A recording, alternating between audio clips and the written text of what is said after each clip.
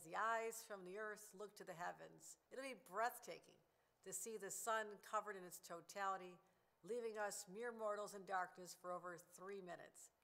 First of all, Commissioner Bray, I want to thank you and your whole team at the Division of Homeland Security and Emergency Services for the preparations, the intent, seriousness in which we've brought to this, treating it like it's one of the big blizzards, as we've treated it as if it's one of the big storms, and so we want to make sure that we keep people safe. Also, our Acting Commissioner Randy Simons of Office of Parks and Recreation, you'll be hearing from him to talk about how our state parks, including the one and only Niagara Falls State Park, are ready for this rare event. Jessica DeSurse, she doesn't want to be called this, but we're going to call her anyhow, the Eclipse Czar. She's done an amazing job, and I thank her and all the representatives that she's worked with from Parks Police, State Police, and we are literally over the moon to welcome over 1 million people to our state for this once-in-a-generation moment. Some people across the state have traveled hundreds of miles, others from out of town have traveled thousands of miles to come, and for one good reason. The stars are truly aligned for New York. We'll have incredible visibility here. This total eclipse will pass through some of the most beautiful backdrops our state has to offer, from Letchworth State Park to the gorgeous Adirondack Mountains, the shores of Lake Erie and Lake Ontario, and of course, breathtaking Niagara Falls, which has been selected by NASA to launch their eclipse headquarters. So we'll be joining them tomorrow. We've partnered with their brilliant team to host a series of exhibitions at our state park, and these are free and give people really a deeper understanding of the science behind this incredible spectacle that we'll be experiencing tomorrow. So make sure everybody checks those out. And if you're bringing the kids, these educational events are a great way to spark an interest in science that can last a lifetime and can take them anywhere, literally anywhere. The other day, I had the opportunity to speak virtually with Dr. Jeanette Epps, a young woman from Syracuse born and raised. She was at the International Space Station as a trained astronaut who at age 9 decided she wanted to venture into the possibility of becoming an astronaut someday. So the kids are not too young to get inspired by this event. We also had an overwhelming response from students who sent in questions for Dr. Epps ahead of our event. So she's an inspiration to all of us. And she'll not just be exciting the kids, but she'll be one of the first astronauts to be able to witness a total solar eclipse from space. So we had a chance to talk to her about that. Check that out. Another exciting dynamic is welcoming all these visitors. Our small businesses are basking in the limelight. They're going to be welcoming people from all over as people see how our hidden gems are scattered all across the state, the small businesses, the restaurants, the diners, the bakery. Everybody's getting ready to prepare special eclipse-themed food, so you have to check that out. And we know that those who are visiting for the first time will definitely want to come back. Now, remember, the full eclipse will only last for just a few minutes, and our team has spent over 17 months preparing for this event to make sure that you can experience it safely and enjoyably. I want to go over just a few tips to make sure you have the best possible viewing experience. First of all, many of you have traveled and figured this out. For those of you who are staying home, know where you want to watch this. And in fact, the safest, easiest place may be your own backyard if you're living in Western New York or anywhere else across the state. But in New York, we know that the path of totality goes through Jamestown, Rochester, Buffalo, Niagara Falls, and on to Plattsburgh. You can go to ilovenewyork.com/eclipse for a calendar of our events all across the state, and there's still many more today and tomorrow. You can also find out the exact times that the eclipse will be passing through each city on its path, so you're ready and looking up at the right time. A second tip is keep an eye on the forecast and the conditions in the area you're going to. Some of our areas, particularly in the North Country, had an unprecedented snowfall just a short time ago. The ground is wet. There could be still some rough conditions. If you're planning on going in the back country, there may be some areas that are not accessible to you, so you really want to check all this out in advance. But overall, we're looking for good conditions across the state. But perhaps one of the most important, build in lots of travel time. We are warning everyone. The roads can only handle so much, and we're expecting a high volume of traffic before and after the event as people go to the destinations they want to visit. Like I said, our state parks, the waterfronts, the mountains, all the way over to Niagara Falls, where I hope to be if we can make some progress here. So with this huge influx of visitors, especially in some of the remote parts of our state, truly you need to expect extended traffic delays. So pack your patience along with snacks and water, and make sure you have a full tank of gas. We've been in communication with our gas stations all across New York. Be ready, fill up in advance. You do not want to run out of fuel in the middle of a jam-packed roadway, as has happened in past experiences across the country. We've taken a lot of lessons. When last time there was a major event like this, there were 10-hour delays, people stranded in their vehicles out west, and so we just want people to know that can happen, so be aware of it and plan accordingly. And as you're traveling, I know you'll be tempted to pull off the side of the road and look up to the heavens from the shoulder. Please don't do that. If we need emergency vehicles to get through, our first responders will use that as the best place for them to get to, possibly you and your family quickly. So let's make sure we're cognizant of that as well. And take proper precautions during the eclipse. Don't be blinded by the light. And in anticipation, we have these incredibly cool glasses. These are going to be a collector's item after this date. Pass them on to your children and grandchildren through generations. These are very exciting, and people have been wanting these. They're definitely a hot commodity. Make sure that you protect your eyes from the light. Staring at the sun during the eclipse without proper eye protection can literally do permanent damage to your vision. And so to make sure you're doing that, they have to be not just your ordinary sunglasses, but special solar eclipsed solar filters have to be involved here. So make sure that you're prepared with the right glasses. Now, in conclusion, we are so excited to welcome people from all across the country and indeed the world to witness the wonders of our universe at hand.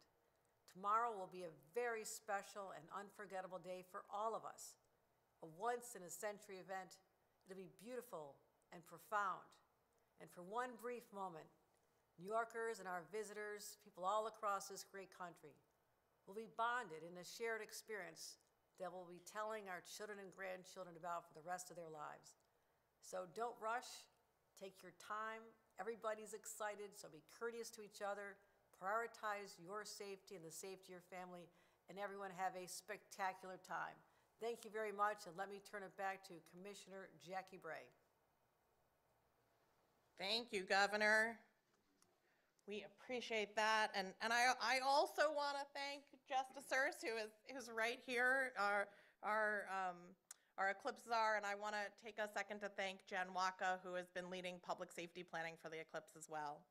Let me start by just reiterating a handful of safety tips, and then I'm going to talk through our preparation. As the governor said, we do expect traffic. One really good resource in New York State is 511NY.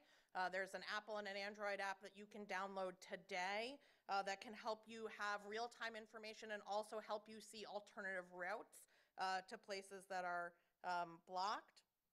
As the governor said, make sure that you top up your fuel, make sure that you have a full charge, make sure that you bring snacks and water. I want to take a second to talk to folks that are going to the eastern and northeast part of our state, particularly in the Adirondacks. It is mud season. It is really wet. The backcountry is going to be hazardous, so we're asking folks to try to stay out of the backcountry, stay on well-marked trails, and really only park in designated parking areas at the trailheads. As the governor said, parking's a big deal for us, so please do not park on the side of the roads. I want to reiterate, we will be ticketing and towing rapidly tomorrow morning, particularly up in the North Country. So if you are up in the North Country, if you are on two-lane roads, we will be ticketing you, we will be towing you, and that's really simply because it's a public safety hazard for us to not be able to move emergency vehicles through. Let me talk a little bit about prep. We started prepping for this in October of 2022. We've been prepping along with 29 counties who are have a portion within the path of totality.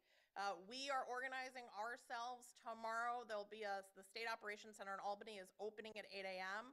We're opening a regional operations center in the Lake Placid area and a regional operations center in the Buffalo area. In addition, we'll be opening the fire operations center also at 8 a.m. In terms of our road preparations, we have 100 help trucks ready to go. Help trucks will be on state roads and the thruway, moving any disabled vehicles over and doing that quickly. They'll have fuel in case people run out of gas. They'll have water. They'll have things that can quickly fix a flat tire if we need that, all in the service of keeping traffic moving. Some of those help trucks will also be able to recharge an electric vehicle if folks lose a charge. We will have over 4 dozen tow trucks pre-positioned in order to quickly move any vehicles that are disabled or that run out of gas or run out of charge. The New York State Police will have 4 strike teams, or will have strike teams across 4 different of their troop areas. Those teams will be able to deploy to roadways that get particularly congested or particularly dangerous. In addition, between the Department of Environmental Conservation, the Parks Department, State Police, State Fire, we have ATVs, UTVs, and motorcycles that will be deploying in order to get to hard-to-reach individuals and roads. Our state fire team is deploying 2 task forces. Task forces have technical rescue capability, including swift water rescue capability, and they have unmanned aerial systems drones in order to assist, along with large refueling tankers. We will be sending a wireless emergency alert in the Adirondack area to remind people not to park on the sides of the roads tomorrow morning and to let folks know that we will be ticketing and towing.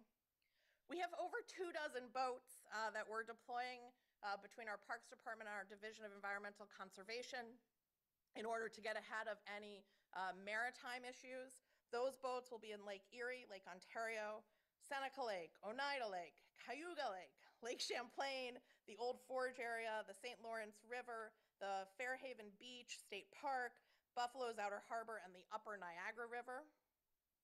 We are deploying our aviation assets.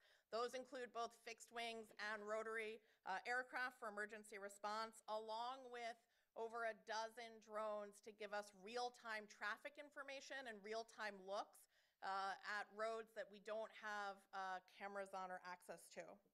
The State Department of Health is deploying 20 ambulances strategically placed across the state in anticipation of potentially needing additional EMS capacity.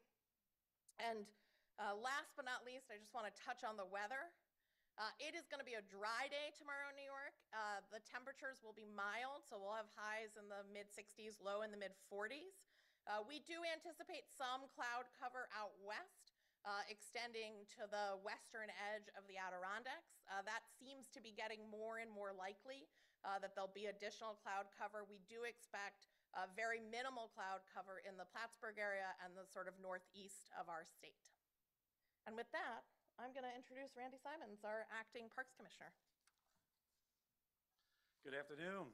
Thank you, Governor. Commissioner, it's always a pleasure to stand with you. And I've never been in a room when eclipses are, so this is a first for a lot of us. I get to talk about all the fun stuff and also just to emphasize our readiness on the state park side. Look, we're one day away, right, from the universe putting on the show of shows, right? It's going to be a great cosmic display. And New York State is really the center stage for a lot of this. You heard the governor. Everywhere from Western New York, Finger Lakes, Allegheny, Central New York, the Adirondacks, North Country, Thousand Islands. And think about all the awe-inspiring locations within those regions. You're going to hear me talk about a lot of state parks. That's what I'm paid to do. But Buffalo Harbor State Park, Niagara Falls, I mean, can you think of a better backdrop than right here? Allegheny State Park, Letchworth, you heard the governor. You have Green Lakes, Fairhaven, Southwick, the list goes on and on.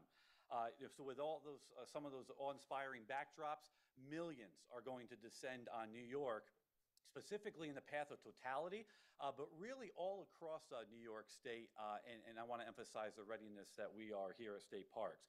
And while this experience will be unforgettable for all, it also is reliant on our visitors and their readiness as well. So at State Parks, what are we doing? to increase accommodation all across the state, especially in the path of totality. We opened up a lot of campgrounds early this year. Proud to say we're 100% occupied on tonight. And really what's equally nice to hear is tomorrow night we're 93% occupied. So what does that tell us? That people are heeding the warning, right? They're coming, they're not just going to witness the eclipse and leave, but they're going to stay. They're going to make an experience out of it, and that will certainly help us out on the traffic side as well. We are increasing presence at all our parks in the path of totality and outside the totality. Park police, park rangers, and our park staff. We're 1,000 strong just at the parks in the path of totality, and thousands more in parks outside the path, because obviously 100% is where you want to be, but still the experience will be quite incredible in areas outside the path of totality as well. All parks, within the path of totality, I want to emphasize at many of our parks, parking, we're expecting it will fill to capacity really early. Now, this is not uncommon. At our parks on a great summer day, on a weekend or weekday, we do fill pretty quickly.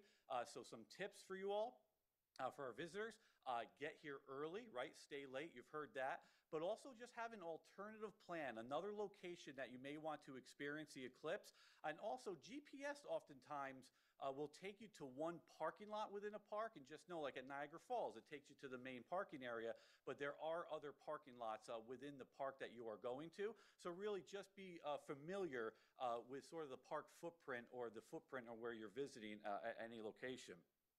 You heard the commissioner, right? We're encouraging visitors to stay in the safe spots to witness the eclipse. Avoid the backcountry, as you heard. Avoid going off trail. You're not going to find a better experience by doing that within the park confines or within sort of these safe designated areas.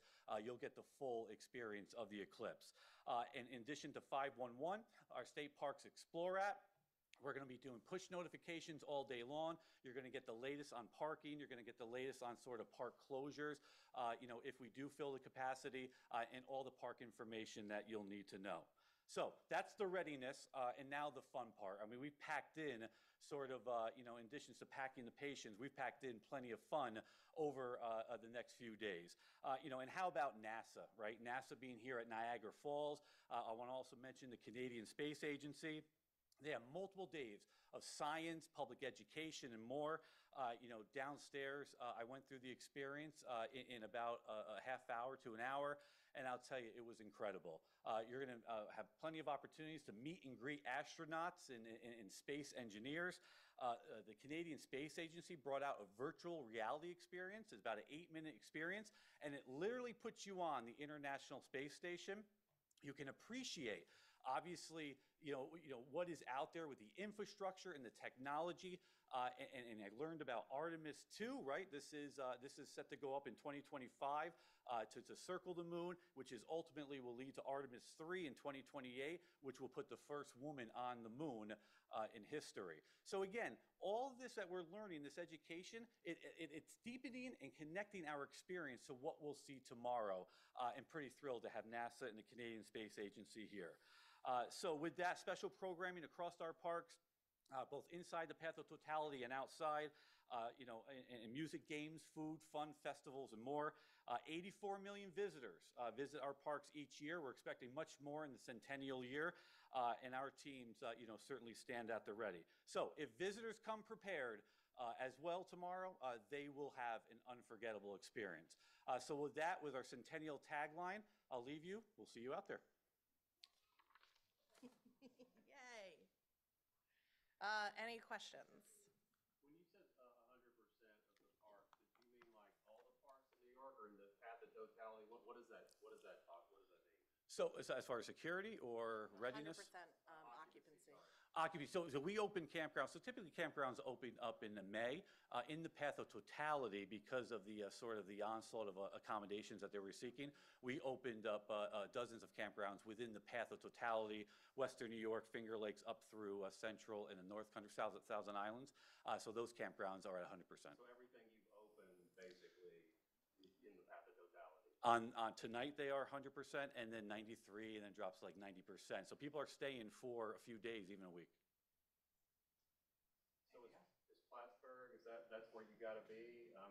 Here's what I will say,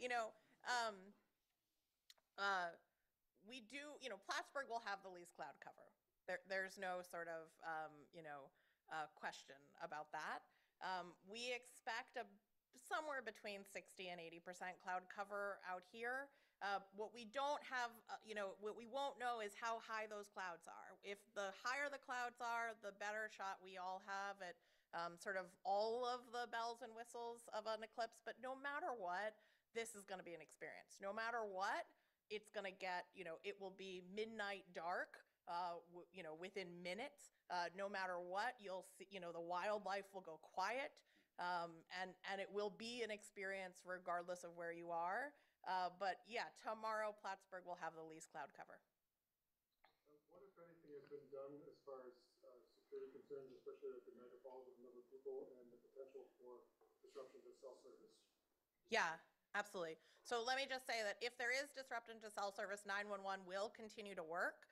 We have been in regular touch with AT&T and Verizon about maintaining both 911 specifically and broader cell coverage. There is a Wi-Fi network in Niagara State Park, which will help offset some of the volume, but I would not be surprised if cellular circuits are overloaded during different points of the day. If that happens, make sure that you are only calling 911 in the event of an emergency. Being stuck on the road without cell reception, if you are okay, is not an emergency. In addition, we have moved some assets, they're called cults, into certain strategic locations. Those provide even more robust cell coverage, but they do it over a pretty narrow area. So the safety operations will have backup cell coverage tomorrow. And if I can, I would like to point out, certainly Park Police, we've increased presence by 200% here at Niagara Falls, additional park rangers and park staff.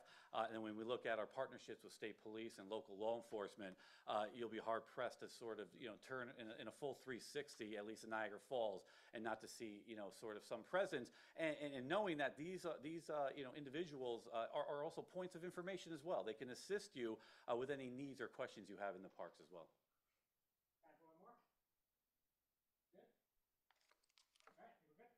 Thanks so much.